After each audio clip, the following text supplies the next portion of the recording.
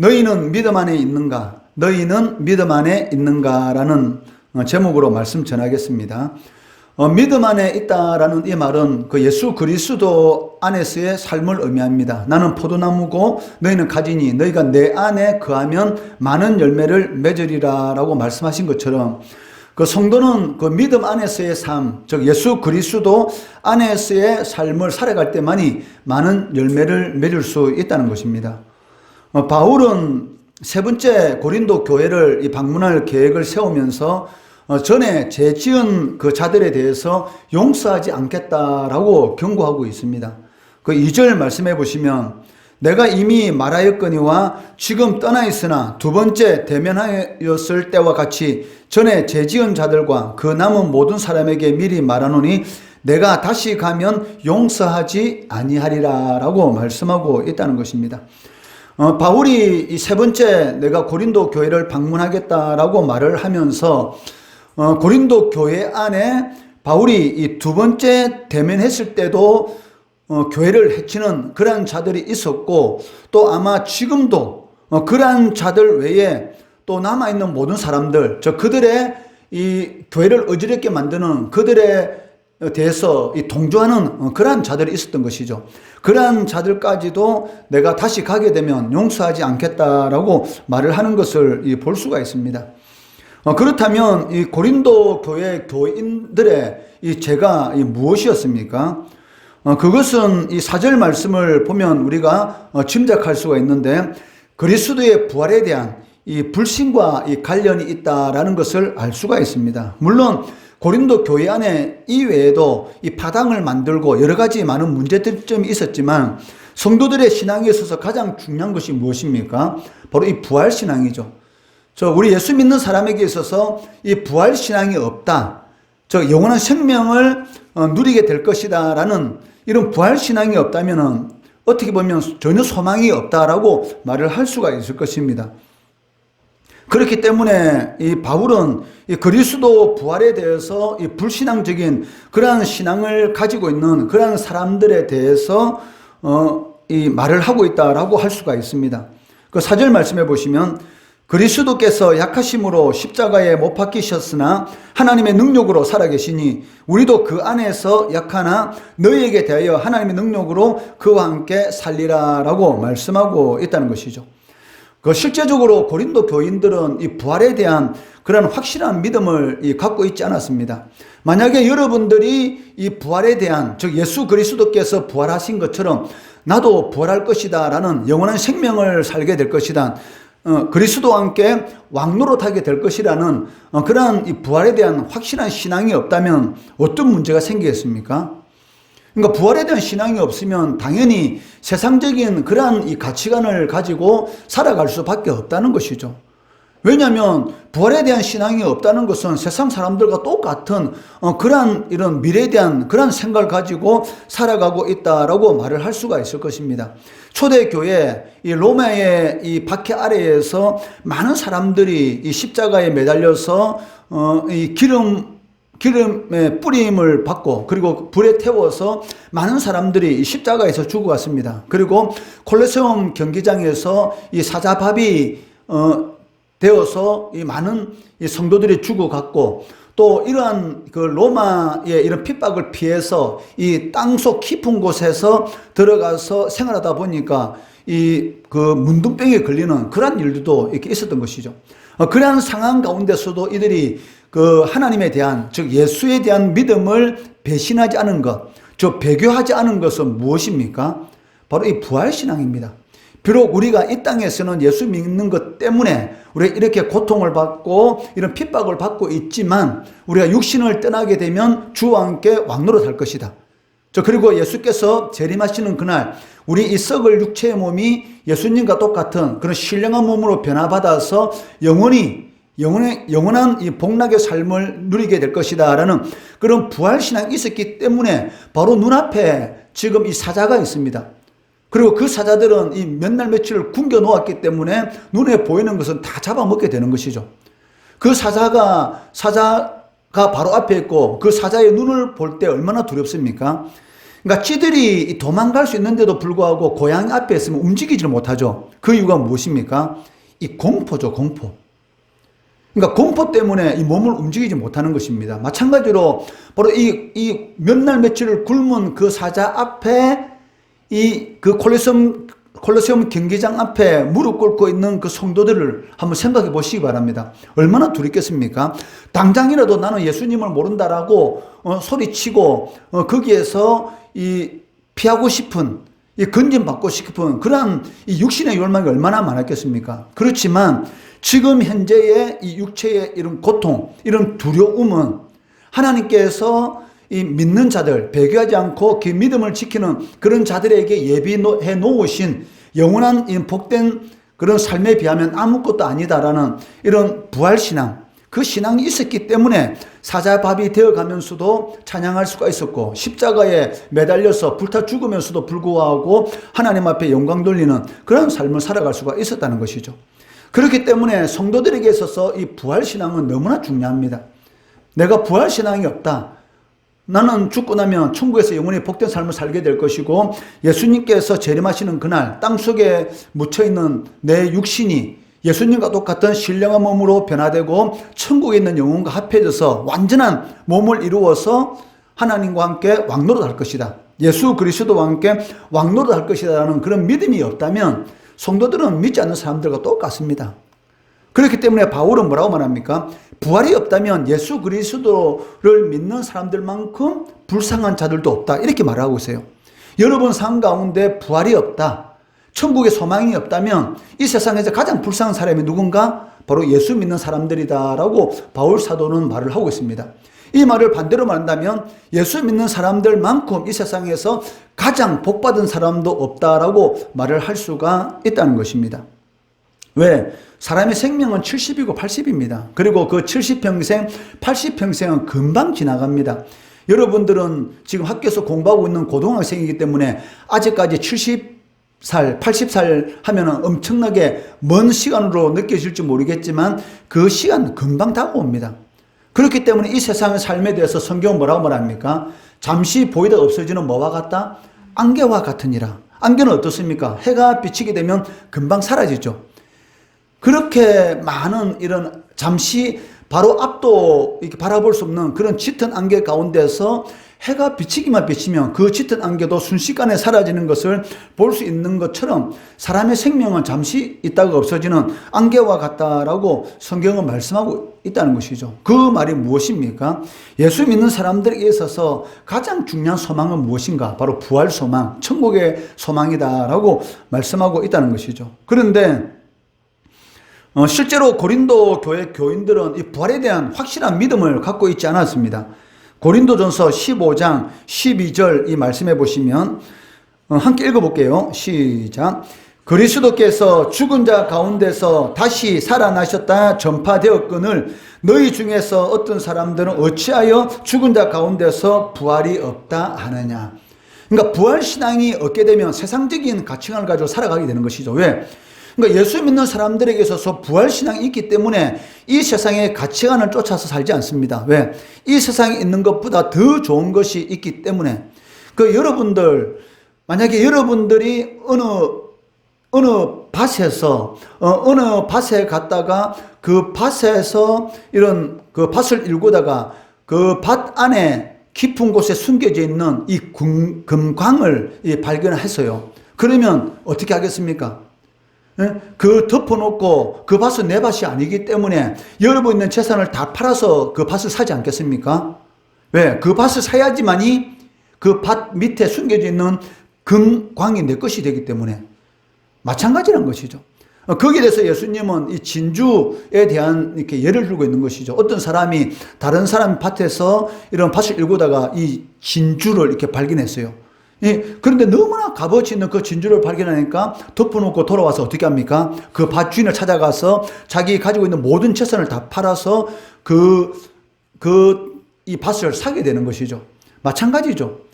만약에 여러분 인생에 가장 소중한 것이 있다면 여러분이 가지고 있는 모든 것들 다 팔아서라도 그것을 사게 될 것입니다. 요즘 전 세계적으로 가장 잘 팔리는 것이 있습니다. 뭐겠습니까? 지금 경제가 어렵고 은행 이자도 별로 높지도 않고 그러다 보니까 많은 사람들이 이곳으로 자신이 가지고 있는 돈을 이렇게 많이 투자를 하고 있어요. 무엇을 사서 모으고 있습니다. 무엇입니까? 금이죠, 금. 주식도 지금은 언제 이렇게 폭락할지도 모르는 그런 위기 상황이기 때문에, 그리고 세계적으로 경제가 어렵다 보니까 지금 사람들이 어디에 투자를 하냐면 자기 가지고 있는 그런 돈을 전부 다 이 금을 사는데 그쪽으로 돈이 지금 많이 가고 있다는 것이죠.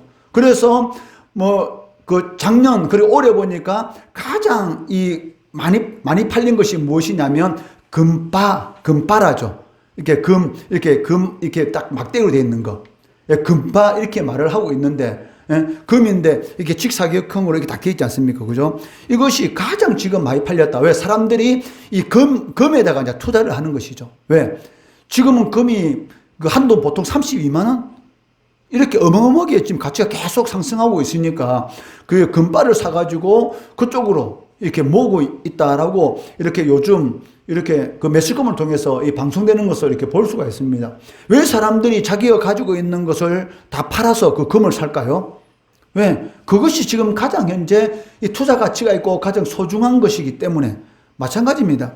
여러분들이 천국에 대한 소망, 이 부활의 소망을 가장 소중하게 생각한다면 이 세상의 가치관을 쫓아서 살게 되지 않죠. 왜? 하나님이 기뻐하는 것을 살게 되겠습니다.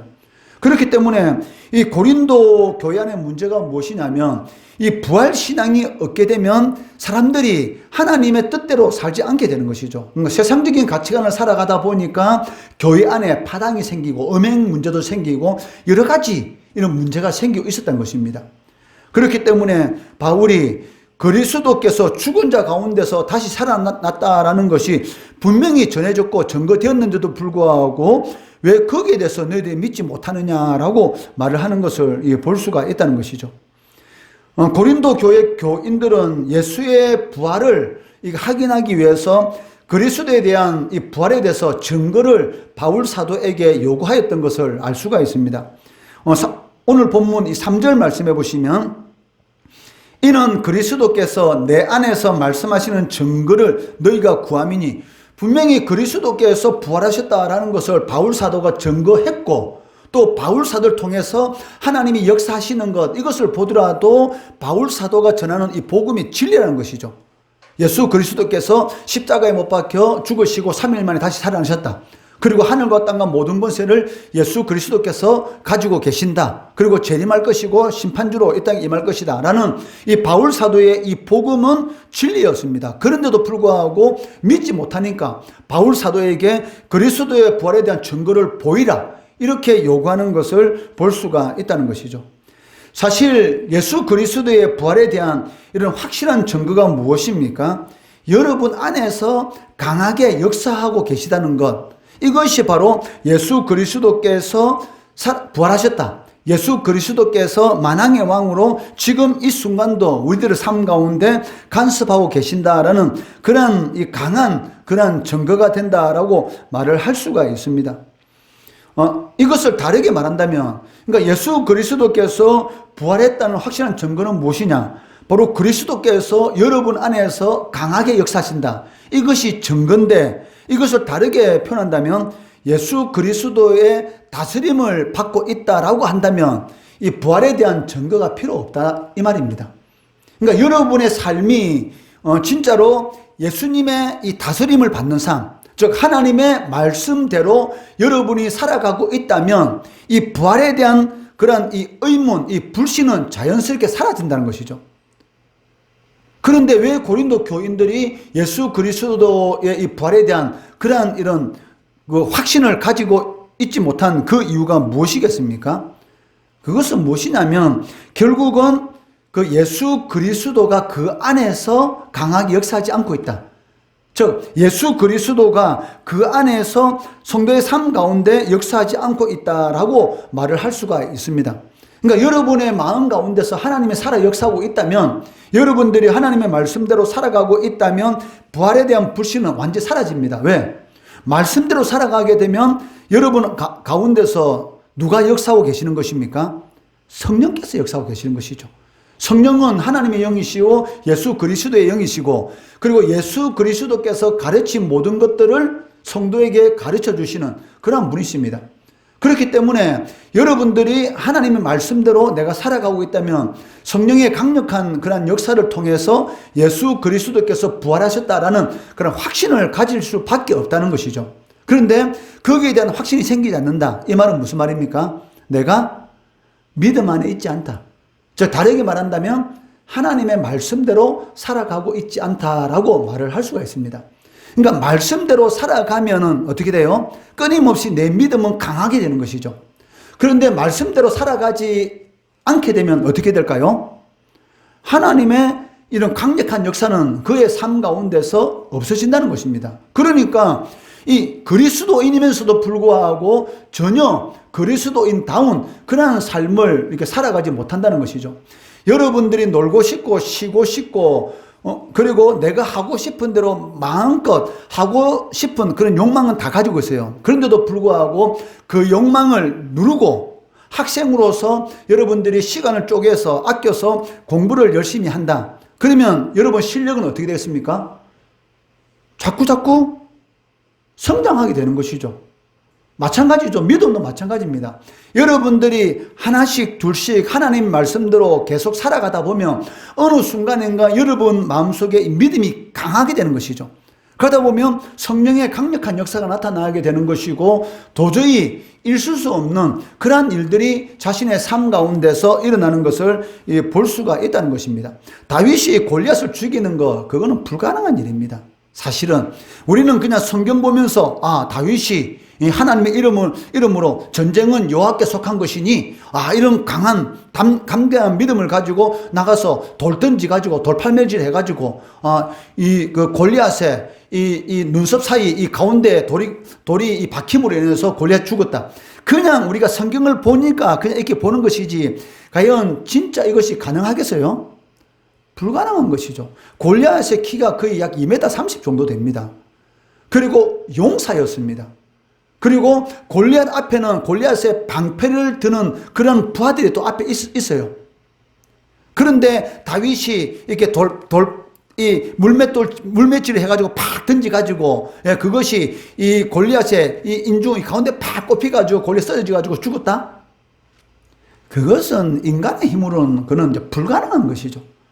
그런데 어떻게 그렇게 불가능한 그런 초자연적인 그런 역사가 나타날 수가 있습니까? 믿음인 것이죠. 믿음. 그러니까 하나님에 대한 믿음. 내가 이 골리앗과의 싸움을 하러 나가지만 결국 이 싸움은 누구의 싸움이다? 하나님이 싸우는 것이죠.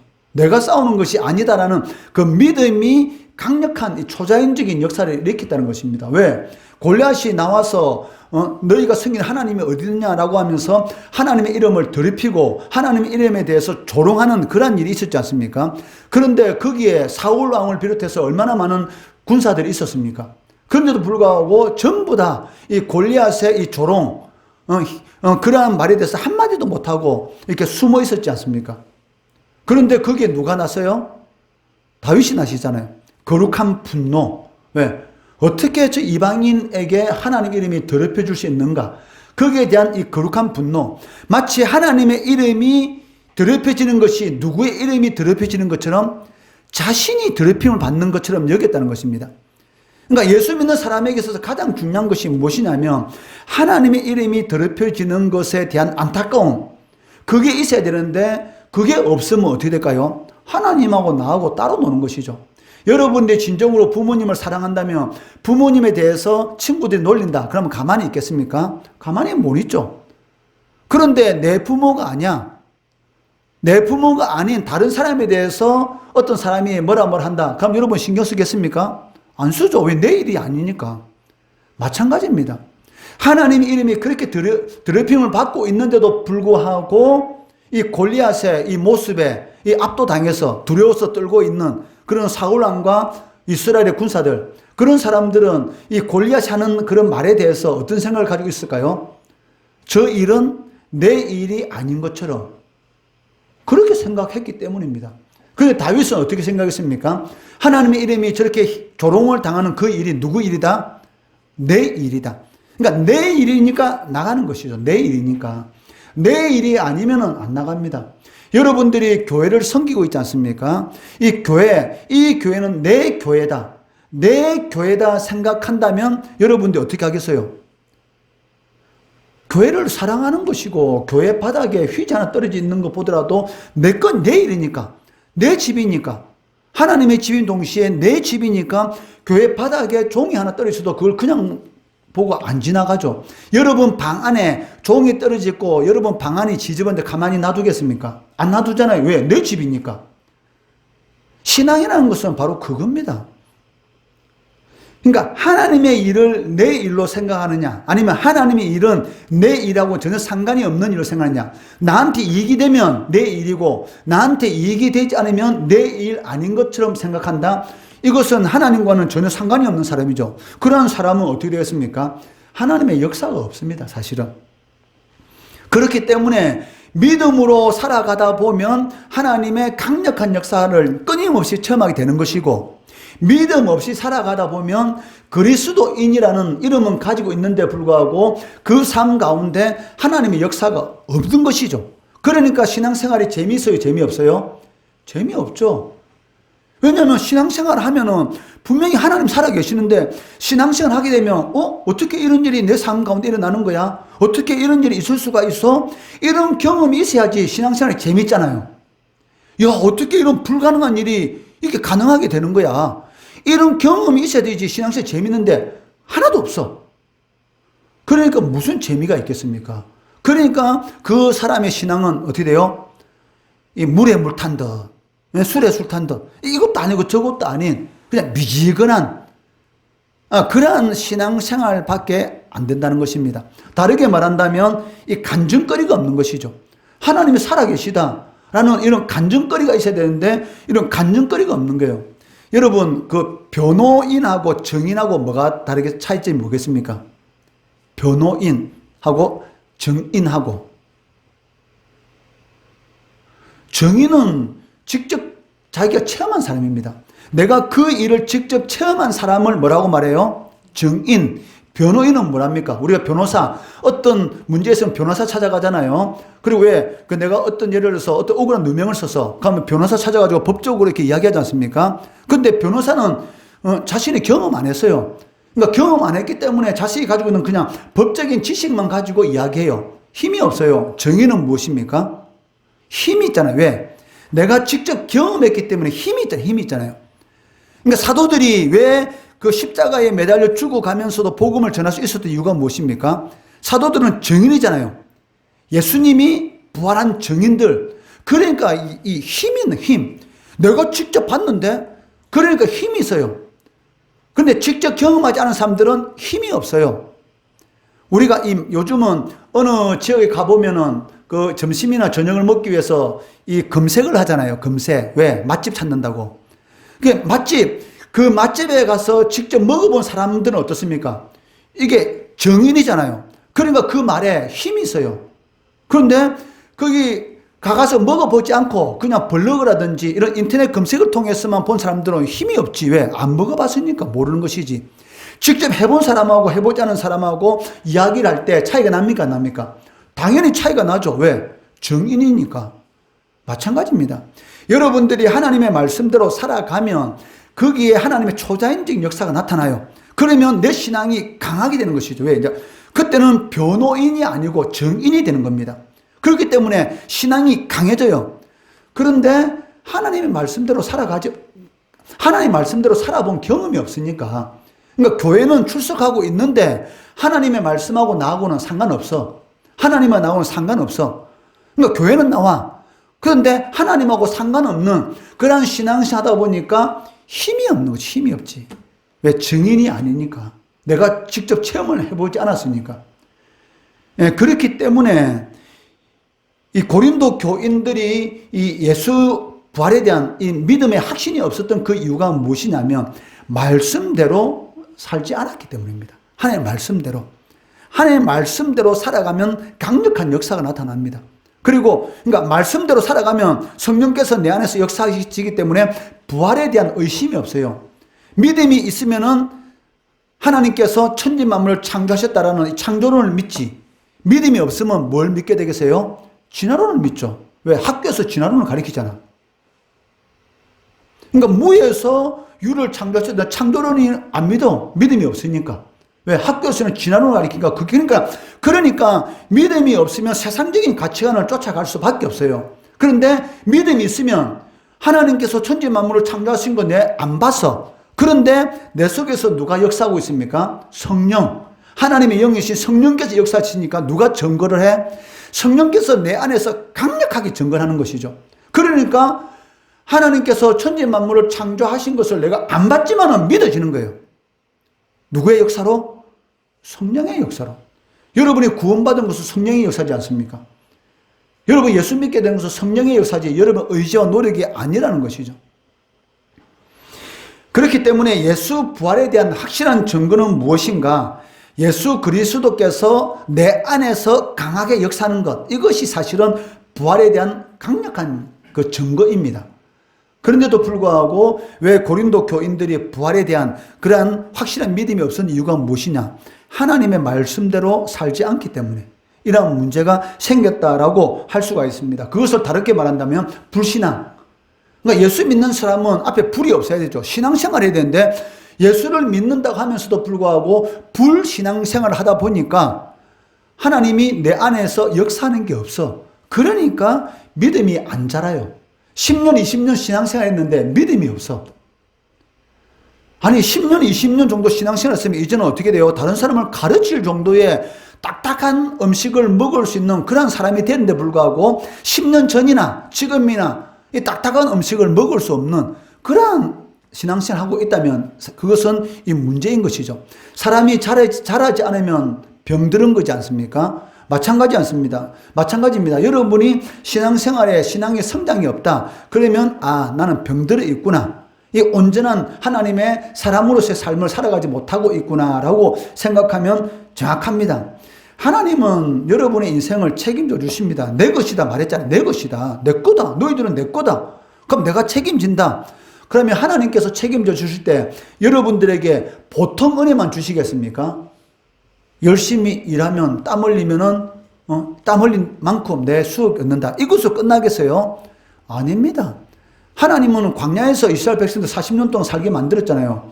물이 없는 곳에 반석을 깨뜨려서 물길을 내주시는 분이 하나님이시고 내 인생에 산과 같은 장애물이 있다면 그 산을 평지로 만드신 분이 누구시다? 하나님이시죠. 그러니까 이러한 역사가 있는데도 불구하고 전혀 이러한 역사에 대한 체험이 없어. 그 이유가 무엇입니까? 안 믿는 거죠. 말씀대로 살지 않으니까 믿음도 안 생기고 그러다 보니까 세상적인 그런 가치관을 가지고 살아가니까 신앙생활이 재미없고 결국은 어떻게 돼요? 이런 그 미지근한 그런 삶을 살다가 이 세상을 떠날 수밖에 없다는 것입니다. 바울은 고린도 교회 교인들에게 뭐라고 권면합니까? 너희가 믿음 안에 있는가 한번 확인해봐라. 이게 가장 중요하죠. 내가 믿음 안에 예수 그리스도 안에 있으면 반드시 열매를 맺게 됩니다. 그런데 고린도 교인들이 열매를 맺지 못하고 부활에 대한 그런 이런 불신앙을 가지고 있고 하나님의 말씀대로 살아가지 못하는 이유가 무엇이냐? 그러니까 믿음 밖에 예수 안에 있지 않다는 것이죠. 그러니까 예수는 믿는다 하면서도 불구하고 하나님의 말씀과는 전혀 상관이 없는 그러한 삶을 살아가기 때문에 열매가 없는 믿음 안에 있어야 되는데도 불구하고 믿음 밖에서의 삶, 그런 삶을 살아가고 있다는 것입니다. 5절 말씀 같이 읽어볼게요. 시작. 너희는 믿음 안에 있는가? 너희 자신을 시험하고 너희 자신을 확정하라. 예수 그리스도께서 너희 안에 계신 줄을 너희가 스스로 알지 못하느냐? 그렇지 않으면 너희는 버림받은 자니라. 아멘. 그러니까 믿음 안에 있는지 너희들이 정말로 하나님의 말씀대로 살아가고 있는지 너 자신을 한번 성경 말씀에 비춰봐라 이 말입니다. 그러니까 하나님의 말씀대로 여러분 살아가면 반드시 초자연적인 그런 역사가 나타납니다. 그러니까 자연적인 역사는 똑같잖아요. 일반인이나 믿는 자나 믿지 않는 자나 모든 사람들은 그런 자연적인 그런 역사의 삶을 살아가고 있어요. 열심히 일하면 돈 벌고 게으르고 나태하면 돈 못 벌고 열심히 일하면 부자가 되고 놀 거 다 놀고 그렇게 살면은 가난한 삶을 살아갈 수밖에 없고 그렇지 않습니까? 이것은 자연적인 것이죠. 그런데 예수 믿는 사람들의 삶은 자연적인 역사만 있는 것이 아니란 것입니다. 무슨 역사가 있어요? 초자연적인. 자연을 넘어서는 초자연적인 역사가 반드시 있다는 것이죠. 그렇기 때문에 바울 사도가 고린도 교인들에게 이 어리석은 자들아, 너희들이 믿음 안에 있는가? 즉 너희들이 진정으로 하나님의 말씀대로 살고 있는지 아니면 세상적인 그런 가치관을 가지고 살아가고 있는지 한번 너희 자신을 테스트해봐라. 즉 말씀에 비추어봐라 라고 말을 하고 있고, 만약에 그리스도께서 너희 안에 분명히 살아 역사하시고 계신데도 불구하고 만약에 너희가 알지 못한다? 그러면 너희는 무엇이다? 버림받은 자다. 즉 하나님의 은혜하고는 전혀 상관이 없는 자다라고 이렇게 말을 하고 있는 것이죠. 그러니까 예수를 믿는다는 것은 누가 내 주인이다? 하나님이 내 주인이잖아요. 성령께서 내 마음속에 들어와 계신다라는 그런 뜻입니다. 성령께서 내가 고통스럽고 어렵고 힘들 때 나를 위해서 기도해 주시고, 그리고 우리의 삶 가운데 하나님 말씀대로 눈앞에 보이는 것은 말씀대로 살아가면 망할 것 같아요. 그런데 망할 것을 알면서도 불구하고 말씀대로 살아가려고 발버둥 치니까 성도의 신앙은 무엇이다? 이 발버둥 신앙이다 이렇게 말을 할 수가 있어요. 그러니까 발버둥 치는 겁니다. 우리가 얼마나 믿음이 있다면 얼마나 믿음이 있겠어요? 우리가 잘났다면 얼마나 잘났겠습니까? 다 똑같지 않습니까? 이 세상에는 얼마나 뛰어난 사람들이 많은데요. 그러니까 거기서 거기입니다. 그러니까 성도의 신앙을 한마디로 말한다면 이 발버둥 신앙이다. 발버둥 치는 거죠. 왜? 하나님 말씀도 살아가려니까 힘들잖아요. 그러니까 발버둥 치는 거예요. 주일날 나와서 예배 드리려니까 힘들어. 하루 정도 쉬고 싶어. 그렇다 할지라도 이 발버둥 치는 것이죠. 이러면 안 되지. 그러지 말자. 발버둥 치고 하나님의 전에 나오는 거예요. 왜? 하나님께서 예배드리 했기 때문에 하나님의 기뻐하는 일을 쫓아서 나오는 거죠. 이게 발버둥이죠. 친구들이 놀러 가자 한다? 놀러 가고 싶어. 안 돼. 발버둥 치는 것이죠. 마음은 글로 가지만 어떻게? 발버둥 치면서 나의 마음을 하나님의 말씀 안으로 잡아 당기는 것이죠. 이것이 바로 발버둥 신앙. 그러니까 성도는 발버둥 치는 겁니다. 평생 동안. 여러분이 죽을 때까지, 그러니까 육신의 생명이 떠나는 그 순간까지 신앙은 무엇이다? 발버둥 치는 것이다. 이것을 여러분 꼭 명심해야 됩니다. 여기서 있는 목사도 마찬가지고 여러분도 마찬가지입니다. 전부 다 발버둥 치면서 살아가는 거예요, 사실은. 낙심하고 실망하는 그런 일도 얼마든지 있어요, 삶 가운데. 그렇다 할지라도 이 발버둥 치는 것이죠. 요셉이 발버둥 안 쳤겠습니까? 우리보다 더 고통스러웠을 건데. 거기 도단이라는 곳에서 애국까지 이 발에 착고를 차고 그 떼약빛 비치는 그런 사막 그 길을 지나올 때에 골백봉 스스로 목숨 끊고 싶은 그런 이런 그 유혹 같은 게 없었을까요? 그리고 애굽에 도착해가지고 종으로 팔렸을 때 얼마나 괴로웠겠어요. 그렇지만 발버둥이죠. 아니야. 하나님께 나에게 주신 비전이 있지. 하나님의 자녀들에게 주신 그런 은혜가 있지. 내가 하나님의 백성으로서 내가 그렇게 하면 안 되지. 발버둥이죠. 그렇게 하고 발버둥 치면서 끝까지 붙들고 있다 보니까 어떻게 돼요? 어떻게 돼? 바로 하나님의 초자연적인 역사를 경험하게 되는 겁니다. 그래서 30살에 애굽의 총리가 됐지 않습니까? 여러분, 그 이야기 여러분도 아마 많이 들어봤을 겁니다. 어느 통 안에 이런 그 동물이 거기 빠져 있었는데 거기에 위에서 이 우유를 계속 붓다 보니까 우유에 빠져 죽을 수 있잖아요. 근데 발버둥 치다 보니까 어떻게 돼요? 그것이 우유가 굳어져 가지고 그걸 받고 올라서는 그런 것들. 그런 일도 있지 않습니까? 이 우유를 계속 듣다 보면 뭐가 돼? 치즈가 돼, 치즈. 그런 역사가 있잖아요. 그러니까 이 신앙이라는 것은 한마디로 말하면 무엇이다? 이 발버둥 치는 것이다. 그 잘난 사람 없습니다. 다 똑같아요. 야, 저 사람 신앙 좋다. 그 뒷면을 보면 그 사람이 얼마나 발버둥 치는가. 하나님의 말씀대로 살아가려고 얼마나 노력하는가. 그것을 봐야 되는 것이죠. 그러니까 너희는 믿음 안에 있는가? 너희 자신을 시험하라. 너희들이 정말로 하나님의 말씀대로 살아가려고 노력했는가? 한번 봐라. 아니란 것이죠. 하나님이 우리 안에 계시는데도 불구하고 그것을 알지 못하면 그것은 버림받은 자와 똑같다. 즉 하나님의 은혜 역사는 없다. 이렇게 말을 하고 있습니다. 이 말씀은 무슨 의미를 가지고 있습니까? 예수 그리스도에 대한 믿음이 무엇이 되어야 된다? 우리의 삶의 기초 그리고 삶의 방향이 되어야 된다는 것이죠. 그러니까 나의 삶의 모든 부분들이 이 믿음, 하나님에 대한 믿음의 이끌림을 받는가, 그리고 삶의 순간순간마다 이 믿음으로 우리가 살아가려고 노력하고 있는가, 또한 믿음이 나의 생각을 지배하고 있는가. 즉 다르게 표현한다면 하나님의 말씀이 내 생각을 지배하고 있는가, 이것을 항상 테스트, 점검해 보아야 한다는 것입니다. 내 생각대로 하나님의 일을 하면 안 되는 것이죠. 하나님의 방식대로 하나님의 일을 해야 된다는 것입니다. 이 갈라디아서 2장 20절 같이 읽어볼게요. 시작. 내가 그리스도와 함께 십자가에 못 박혔나니 그런즉 이제는 내가 사는 것이 아니요 오직 내 안에 그리스도께서 사시는 것이라. 이제 내가 육체 가운데 사는 것은 나를 사랑하사 나를 위하여 자기 자신을 버리신 하나님의 아들을 믿는 믿음 안에서 사는 것이라. 이건 누구 고백입니까? 바울 사도의 고백이잖아요. 세상적인 관점, 부활하신 예수님을 만나기 전까지만 하더라도 얼마나 잘 나간 사람이었습니까? 오히려 예수님을 만나고 난 이후부터 고통의 삶이 시작되었습니다. 그런데도 불구하고 뭐라고 말합니까?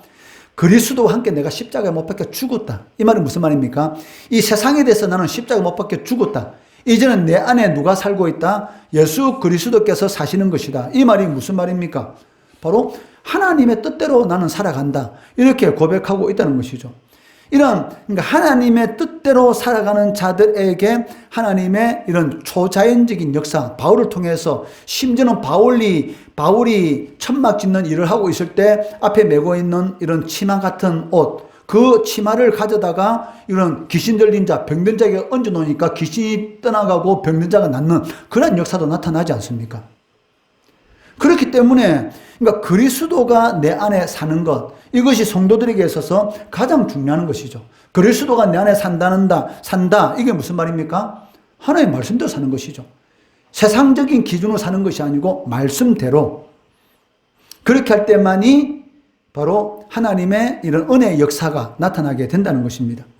바울은 성도가 믿음 안에 있다는 것을 5절 말씀해 보시면 예수께서 너희 안에 계신 것이다. 내가 믿음대로 살아간다는 것은 예수님이 내 안에 계신 것, 이것으로 표현하고 있다는 것입니다. 예수를 마음에 모신 그 성도에게서 뚜렷하게 나타나는 그러한 이 정상이 있습니다. 그러니까 예수님이 내 마음속에 계신다. 성령 하나님께서 나와 함께 하신다. 그러니까 내가 말씀대로 살아간다라는 그런 사람에게 나타나는 현상이 있는데, 그것이 무엇이냐면 모든 일을 함에 있어서 누구에게 집중해요? 예수님께. 즉 예수님께 집중합니다. 이 일을 할 때 예수님이라면 어떻게 하실까? 그러니까 예수님이라면 어떻게 하실까라는 책이 있습니다. 이 고전인데 예수님이라면 어떻게 하실까? 그러니까 어떤 일을 결정함에 있어서 항상 예수님이라면 어떻게 하실까? 이렇게 하실까? 아니면 이렇게 하실까? 우리가 살아가다 보면 이 선택의 기로에 서지 않습니까? 그럴 때 예수님이라면 어떻게 하실까? 이렇게 하면 나한테 이익인데, 그런데 예수님이라면 어떻게 하실까? 그러면 나한테 이익이 되는 방향이 될 수도 있고 나한테 손해가 되는 방향이 될 수도 있죠. 그렇지만 예수님이라면 어떻게 하실까라는 것을 먼저 물어보는 것이죠. 그리고 예수님이라면 이렇게 하실 거야 라는 그러한 방향으로 항상 선택을 한다는 것입니다.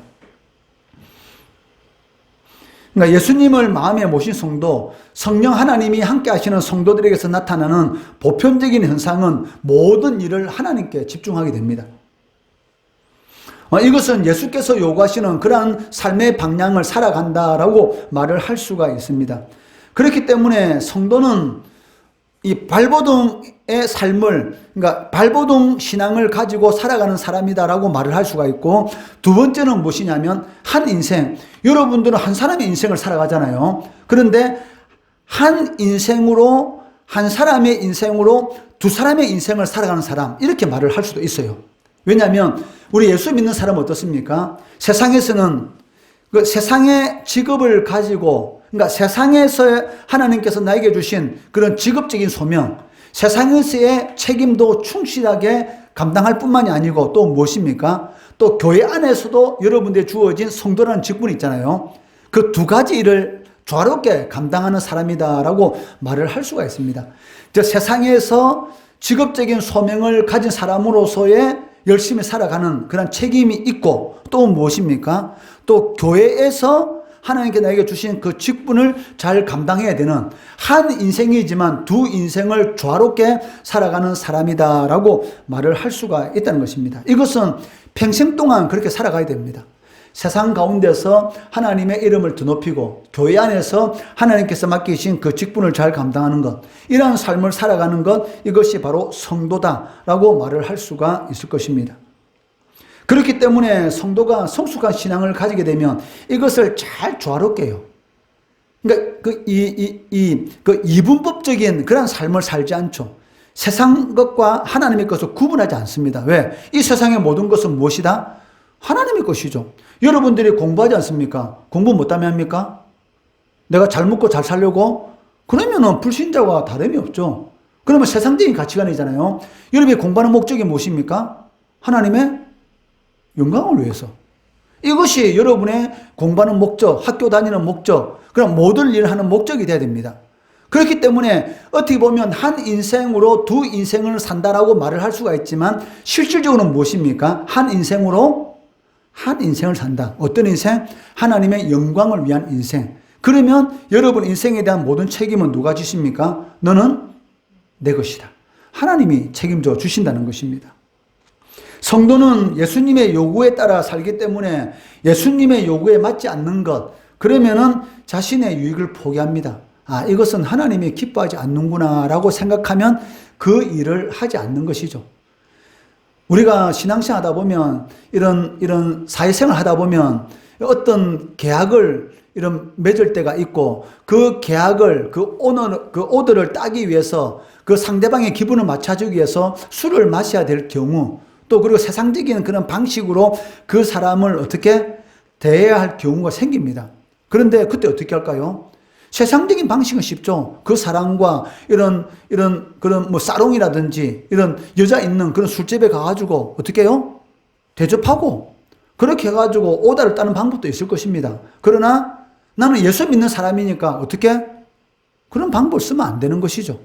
이렇게 할 때 혹 내가 그 사람을 접대하지 않고 다른 방식으로 내가 그 사람을 잘 섬긴다 라고 했을 때에 그 사람이 원하지 않는 그 방식 때문에 그 계약이 되지 않는다 할지라도 내가 그 계약을 포기할 수 있어야 되죠.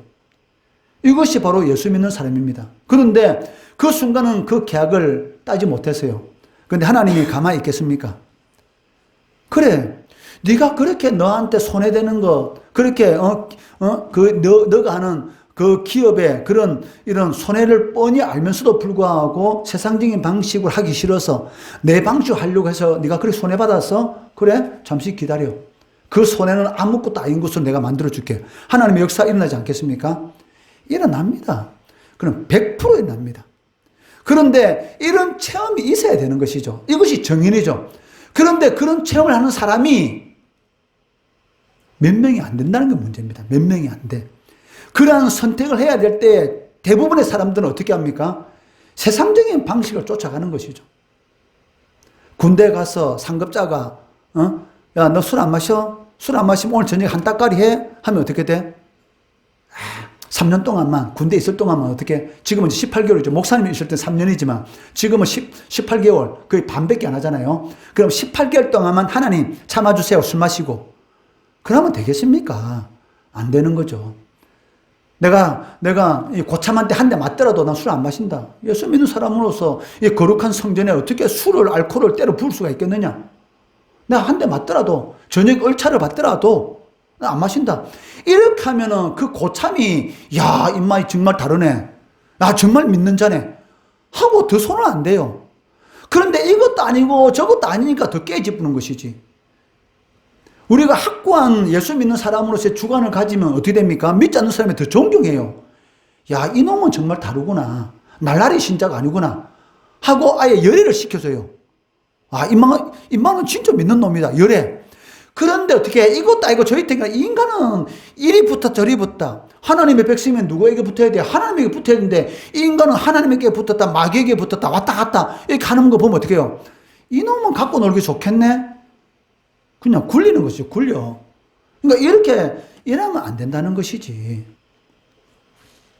실질적으로 여러분 선배들 다 물어보세요. 군대 가서 지금은 얼차례가 어디 있습니까? 지금 얼차례도 없잖아. 왜 군대 때리면 난리 나게. 근데 목사님 군 생활 때 저녁마다 얼차례 엄청나게 많았어요. 빠따. 그런 거 엄청나게 많았어요. 오늘날은 그런 것도 없잖아, 사실은. 한 대 때리면 어떻게 돼? 바로 막 뭐 고소해법 난리 나잖아. 그러니까 그런 것도 없지. 그렇기 때문에 요즘은 군에 가서도 신앙생활하기 좋습니다.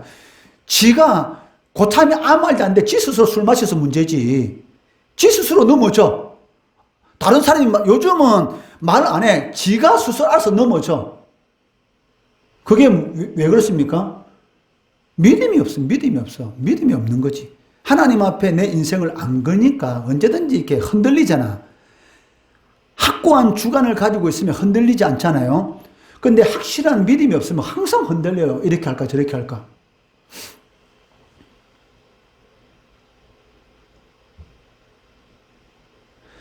성도는 하나님의 요구에 따라서 살기 때문에 하나님의 요구와 맞지 않는다면 절대로 타협하지 않습니다. 이것이 성도고 이런 사람에게 자연적인이 아닌 무슨 적인?